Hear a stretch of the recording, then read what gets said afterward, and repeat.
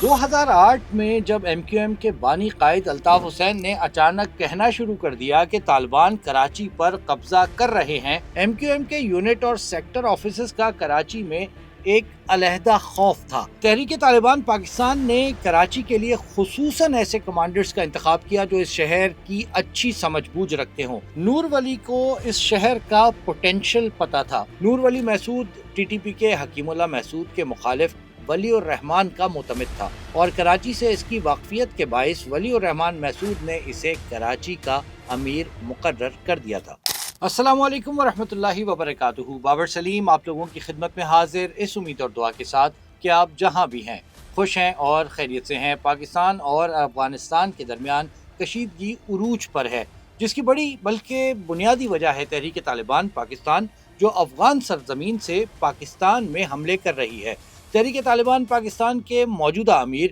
مفتی نور ولی محسود عرف ابو منصور عاصم پاکستان کو مطلوب ہیں اور پاکستان نے 9 اکتوبر کو نور ولی محسود کے افغانستان میں ممکنہ ٹھکانوں پر ایئر اسٹرائکس بھی کی ہیں، جس سے آپ اس بات کا اندازہ لگا سکتے ہیں کہ نور ولی محسود کے خاتمے کے لیے پاکستان کس حد تک جا سکتا ہے۔ بہت کم لوگ شاید یہ بات جانتے ہوں گے کہ نور ولی محسود پاکستان کے سب سے بڑے شہر کراچی میں قیام پذیر رہا اور ایک عام مسلح مزاحمت کار سے ایک دہشت گرد تنظیم کی سربراہی تک کا سفر اس نے کراچی سے ہی شروع کیا۔ میں چونکہ اس زمانے میں کراچی کی سڑکوں پر تحریک طالبان پاکستان سمیت مختلف کالعدم تنظیموں کی کارروائیوں کو رپورٹ کر رہا تھا، تو بہت سے معاملات کو دیکھنے اور سمجھنے کا موقع ملا، اور آج میں آپ کو ٹی ٹی پی کے موجودہ سربراہ مفتی نور ولی محسود کے حوالے سے وہ سب کچھ بتاؤں گا جو شاید آپ نے پہلے نہ کبھی سنا ہوگا نہ جانا ہوگا۔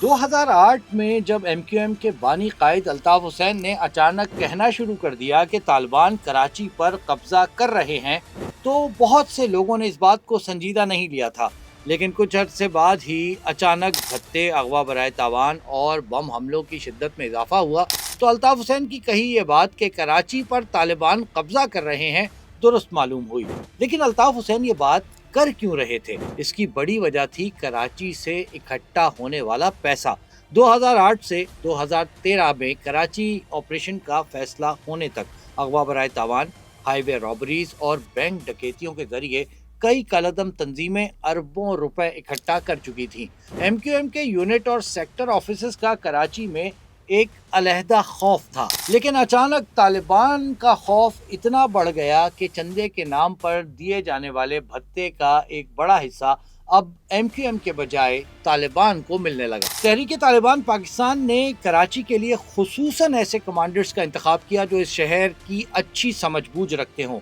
اور ان میں سے ایک تحریک طالبان پاکستان کا موجودہ امیر مفتی نور ولی محسود بھی ہے۔ نور ولی محسود کی پیدائش تو ساؤتھ وزیرستان کی تحصیل طیار زہ یا طیار زہ کے علاقے گور گورے کی ہے، لیکن مذہبی تعلیم حاصل کرنے کے لیے نور ولی محسود نے پنجاب میں فیصل آباد، گجرانوالہ اور سندھ میں کراچی میں کافی وقت گزارا۔ کراچی کے جن مشہور مدارس میں نور ولی محسود نے تعلیم حاصل کی، ان میں جامعہ احسن العلوم اور جامعہ یاسین القرآن شامل ہیں۔ چونکہ کراچی میں رہ چکا تھا،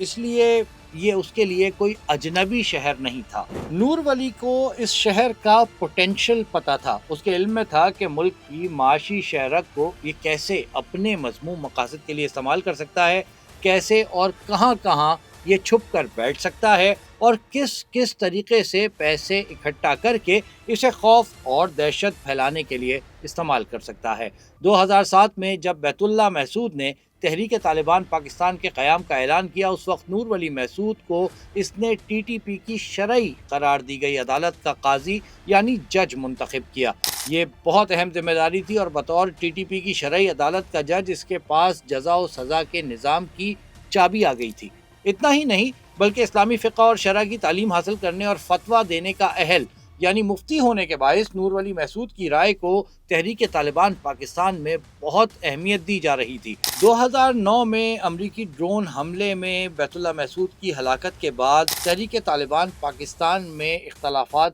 بہت بڑھ گئے تھے۔ حکیم اللہ محسود اور ولی الرحمان محسود اپنے اپنے جنگجوؤں کے ساتھ علیحدہ علیحدہ گروپس آپریٹ کر رہے تھے اور ساتھ ہی ایک دوسرے سے لڑ بھی رہے تھے، جبکہ تحریک طالبان سوات کا ملا فضل اللہ گروپ بھی اپنی کارروائیاں علیحدہ سے جاری رکھے ہوئے تھا۔ 2012-2013 تک کراچی کے مختلف علاقے خصوصاً میٹروویل، پشتون آباد، سائٹ، اتحاد ٹاؤن، منگو پیر، سوراب گوٹ، گڈاب، گلشن بنیر اور لانڈھی تحریک طالبان پاکستان کی گرفت میں آ چکے تھے، لیکن ساتھ ہی تحریک طالبان پاکستان کے اندر دھڑے بندیوں کے باعث یہ علاقے ٹی ٹی پی کے مختلف گروہوں میں بٹ گئے تھے۔ نور ولی محسود ٹی ٹی پی کے حکیم اللہ محسود کے مخالف ولی الرحمان کا معتمد تھا اور کراچی سے اس کی واقفیت کے باعث ولی الرحمان محسود نے اسے کراچی کا امیر مقرر کر دیا تھا۔ نور ولی محسود نے کراچی میں ایک جانب بھتے، اغوا برائے تاوان اور ہائی وے رابریز جیسے جرائم کے ذریعے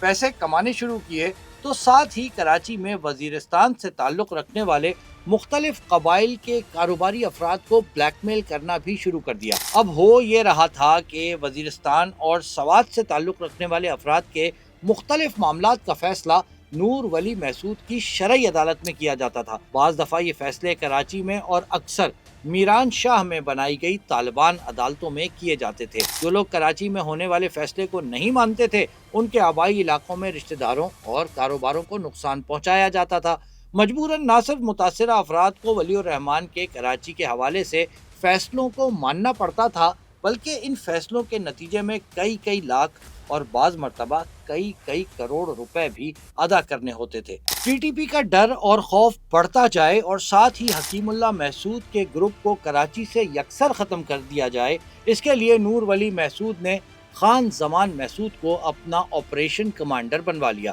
خان زمان محسود کی کراچی میں موجودگی نور ولی محسود کے لیے یوں بھی باعث اطمینان تھی کہ وہ وزیرستان سے بیٹھ کر کراچی میں اپنے تمام کام کروا سکتا تھا۔ حکومت نے اس کے سر کی قیمت 2 کروڑ روپے 2009 میں ہی مقرر کر دی تھی، اس لیے کراچی میں اس کی نقل و حمل خود تحریک طالبان پاکستان کی قیادت کے لیے مسئلہ بن سکتی تھی۔ یہی وجہ تھی کہ نور ولی محسود اب کراچی کم آتا تھا اور بہت چھپ کر رہ رہا تھا۔ نور ولی محسود نے کراچی میں نہ صرف پیسہ جمع کیا بلکہ یہاں سے اپنے مخالف گروپ حکیم اللہ محسود کا مکمل خاتمہ بھی کر دیا۔ اس دوران نور ولی محسود کے زیر نگرانی Awami national party, Pakistan peoples party اور ایم کیو ایم کے دفاتر اور رہنماؤں پر حملوں نے شہر میں تحریک طالبان پاکستان کا خوف جمائے رکھا۔ بھتہ وصولی جاری رہی، پولیس اور رینجرز پر حملوں میں شدت رہی، اور پھر جب تحریک طالبان پاکستان کی قیادت سوات کے ملا فضل اللہ کو سونپی گئی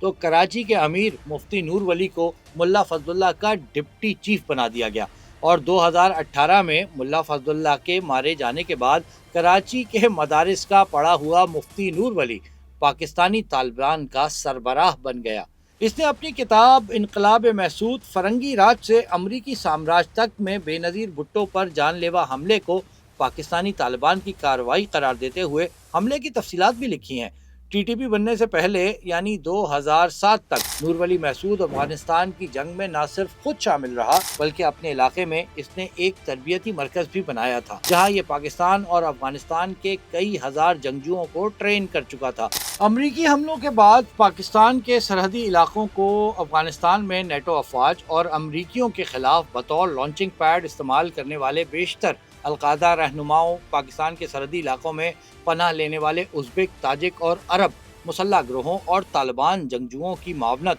اور میزبانی بھی نور ولی محسود کی جانب سے کی جاتی رہی۔ یہی وجہ ہے کہ آج افغان طالبان کے ساتھ اس کے گہرے مراسم ہیں اور اسے افغانستان میں محفوظ پناہ گاہیں میسر ہیں۔ مفتی نور ولی محسود پاکستان اور افغانستان کے درمیان ایک بڑا وجہ تنازع بن چکا ہے اور پاکستان اس کے خاتمے کی پوری کوشش کر رہا ہے، جبکہ افغانستان کے طالبان یہ کوشش کر رہے ہیں کہ مفتی نور ولی کسی بھی طریقے سے محفوظ رہ سکے۔ کیا وجوہات ہیں اگلے ویلاگز میں آپ کو بتائیں گے۔ امید ہے یہ ویلاگ آپ کی معلومات میں اضافے کا باعث ضرور بنا ہوگا۔ اگلے ویلاگ میں پھر ملاقات ہوگی، تب تک کے لیے اپنا اور اپنے اطراف میں لوگوں کا خیال رکھیے گا۔ والدین حیات ہیں ان کی خدمت کیجیے گا، دنیا سے جا چکے ہیں ان کے لیے دعائے خیر کیجیے گا، مجھے بھی اپنی دعاؤں میں یاد رکھیے گا۔ السلام علیکم ورحمۃ اللہ وبرکاتہ۔